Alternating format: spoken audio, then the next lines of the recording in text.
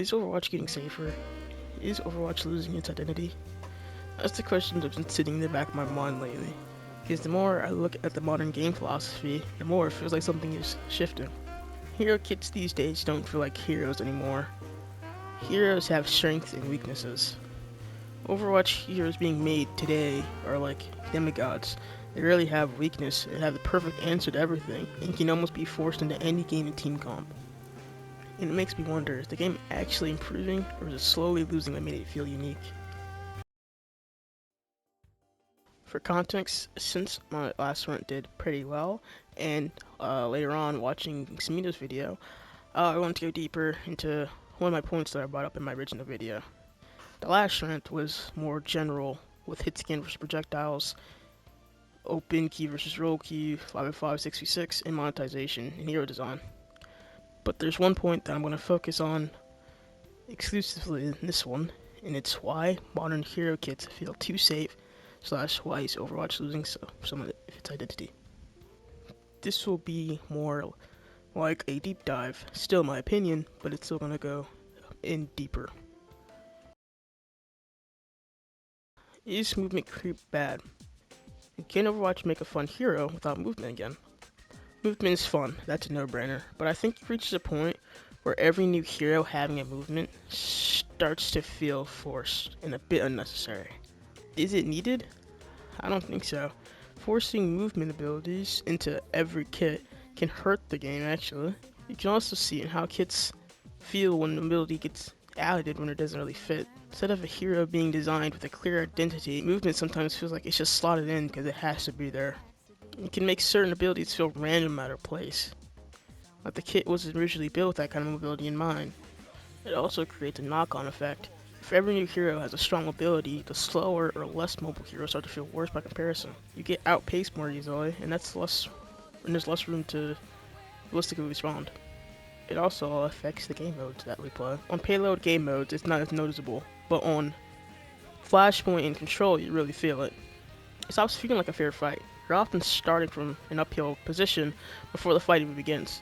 But if you're playing a slower hero, especially without supports, like Lucio or Juno, and technically Junker Queen, you're dealing with enemies who already have better angles and positioning. If movement creeps continue the way it is, it can even reach a point where certain game modes feel like they need to be redesigned around it. You also start running into role imbalance. Different roles benefit from movement in very different ways.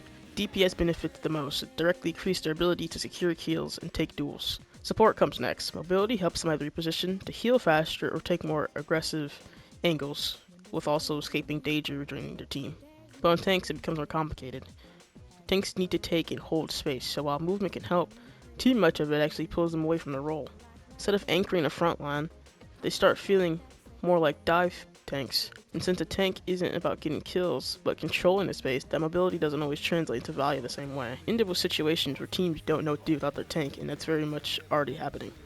Tank heroes like Wrecking Ball, Winston, Diva, Doomfist, and Hazard, if they're too aggressive, the team is left out of tank. And the tank, whether or not they're doing their play right or wrong, can't capitalize since their team can't help often. The best tanks are those who unfortunately don't have the most aggressive movement. So even with the new movement creep that's happening in this game, movement is not created equal between roles. That brings up the question, can Overwatch make fun heroes without movement? Obviously yes, they made Domino, Orisa, Sigma, Roadhog, Ana, Zenyatta, Torbjorn, Mei, and Bastion if you don't count the grenade tech. Some may make an argument about laziness, or that they back themselves into a corner and can't make non-movement heroes because it won't get any hype. But I still think they can. I know they can, given that they made Domino this year. Besides that, I think games are best when you don't get jumped in 20 seconds. It's hard to play tactically or trade cooldowns properly when you constantly have to account for both ability pressure and high mobility at the same time. The Season 9 change in Overwatch. The Season 9 overhaul was made because of how strong the supports were, and with how much high healing no one could kill each other.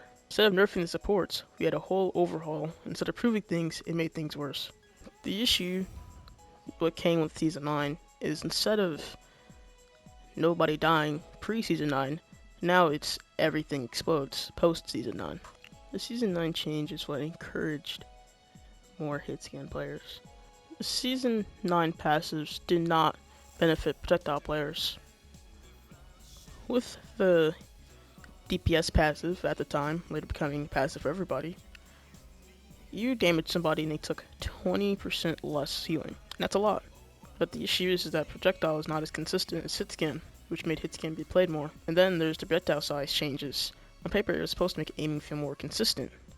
Instead, it encouraged more hit scan to play since they benefit more than the projectile heroes. The issue for me, since I'm a console player, is that aim assist already exists.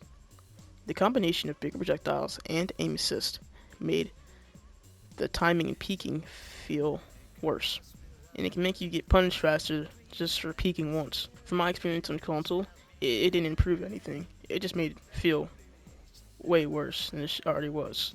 You spend less time being aggressive and more time playing around corners because the damage pressure is so constant. DPS passive, reducing the healing, it pushed that even further.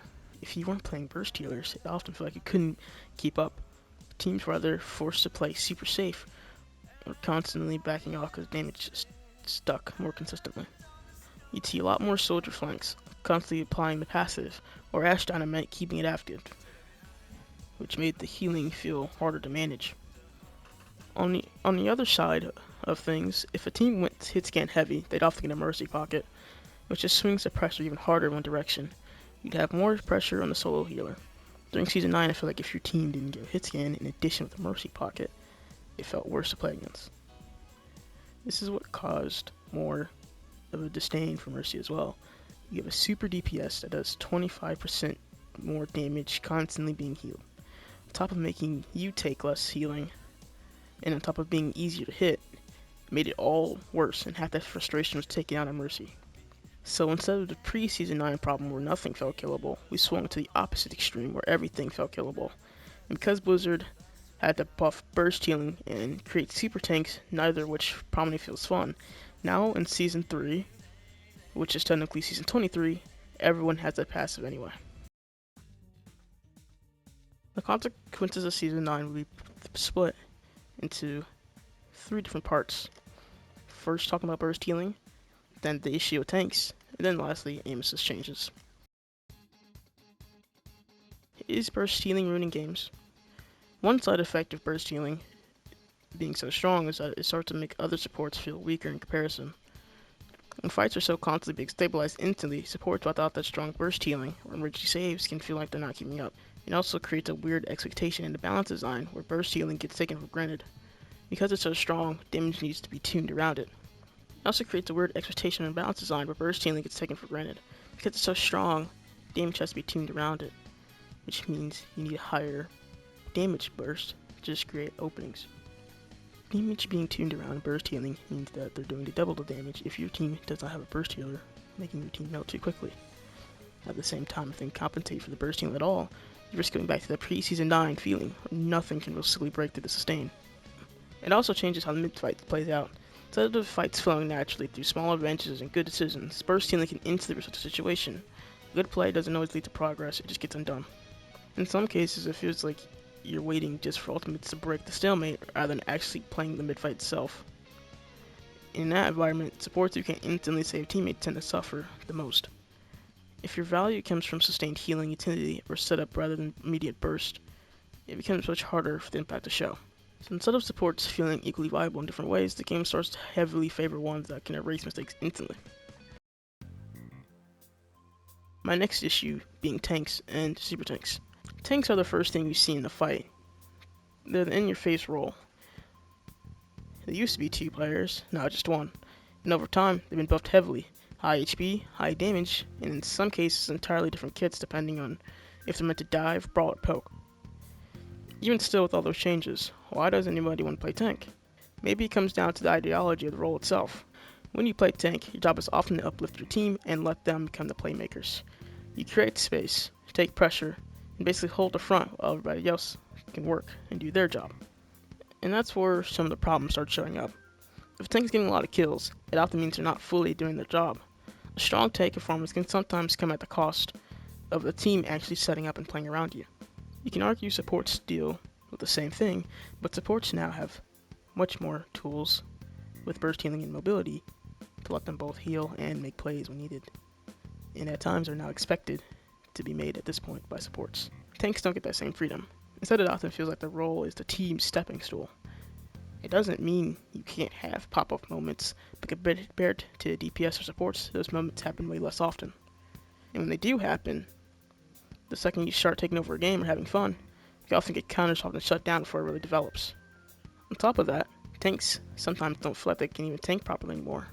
There are moments where you're forced to choose between holding your space, getting kills, or peeling for your team, and sometimes peeling actually ends up losing the team fight instead of saving it. You can't always do your intended job without something else falling apart. And that's where the bigger issue shows up.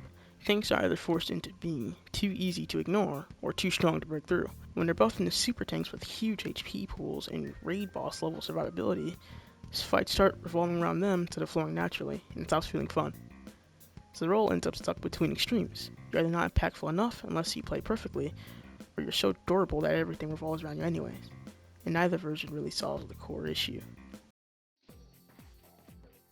The game has just changed, it's basically like Season 9 Part 2 for the console community. I'd sell half my soul to get rid of that change. For PC players, hit scan might already feel strong, but on console this just shifted things a lot more. After the adjustments going from point 2 to point 8 temporarily, and then down to point 6, it pushed more console players towards hit scan, and it messed with the timing and feels of duels. You end up with a smaller window to peak before getting melted with near perfect accuracy now. On top of that, the aim assist can feel too strong in a way where it pulls your crosshair off targets you actually want, snapping you to someone else instead. And that specifically has happened to me more times than I like to admit. That's part of why hit scan versus projectile decision matters to me more than 5v5 or 6v6. In practice, neither mode feels great when you're constantly getting run down by hit scan players. The change doesn't feel good, and the band-aid option of choosing between the legacy and new aim assist doesn't really solve the issue either. It just splits the problem now. And yes, I know console is more casual, but what I liked about Overwatch is it still had a competitive edge to it. It still tried to be fair in how fights played out. At the end of the day, I don't think the problem is just one change or one system. It's everything slowly stacking together, movement becoming more common, fights being shaped around burst healing, tanks being pushed between extremes, and even the way aiming feels depending on the platform. Individually, a lot of these changes make sense, but together they start to change how the game actually feels in the moment. And that's what makes me ask the same question again. At what point does making Overwatch more balanced or more accessible start changing what it actually is? Sometimes it feels like the game isn't evolving at all. It's solo just becoming a different thing entirely.